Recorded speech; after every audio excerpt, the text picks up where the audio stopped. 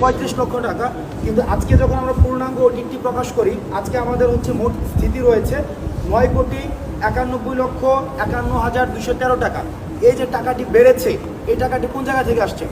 এক নম্বর বিষয় হচ্ছে আমরা ত্রাণ কার্যক্রম স্থগিত করেছি 4 তারিখ।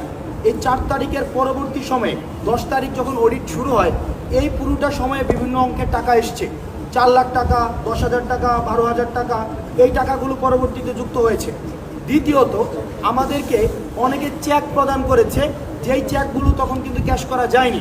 ওই ক্যাশ, অর্থাৎ এই যে চেকের পরবর্তীতে ক্যাশ করা হয়েছে, সেটিও পরবর্তীতে যুক্ত হয়েছে এবং বিভিন্ন নামে আসছে।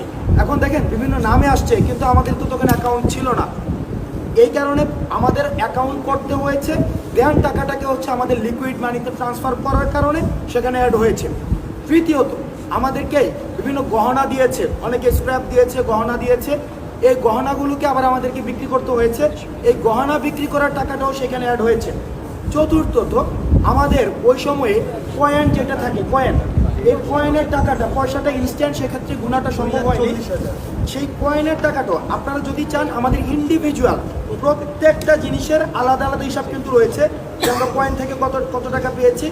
এই কয়েনের ওই টাকাটাও কিন্তু পরবর্তীতে 2 লক্ষ টাকারও বেশি, একদম এক্সাক্ট ফিগারটা কিন্তু এখানে দেওয়া আছে, আপনারা যারা ইন্টারেস্টেড সেখান থেকে নিতে পারেন। 2 লক্ষ টাকারও বেশি সেটা যুক্ত করা হয়েছে।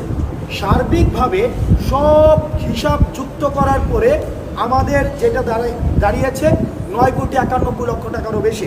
এখন বাংলাদেশে সর্বপ্রথম আমার মনে হয় ইতিহাসে একটা হিসাব দেওয়ার পরে আবার অডিট করার পর আবার টাকা বৃদ্ধি পেয়েছে। এই ধরনের নজির মনে হয় কোথাও নেই। আমরা সর্বপ্রথম আমাদের দেখেন প্রায় অলমোস্ট 60 লাখ টাকা কিন্তু বৃদ্ধি পেয়েছে। এখন যারা বিভিন্ন সময় এলিগেশনে এসেছে, টকশো বুদ্ধা, ইউটিউব বুদ্ধা অনেকে রয়েছে, আমরা এলিগেশন এনেছে আমাদের বিরুদ্ধে যে টাকা নিয়ে নাকি আমাদের ঘুরতে চলে গিয়েছে, টাকা নিয়ে এটা চলে গিয়েছে, গাড়ি কিনেছে। এই বিষয়গুলো কিন্তু আমাদের বিরুদ্ধে এনেছে, এই বিষয়গুলো আমাদের বিরুদ্ধে এনেছে। কিন্তু দেখেন, টাকাটা অ্যাকাউন্টে রেখেছে।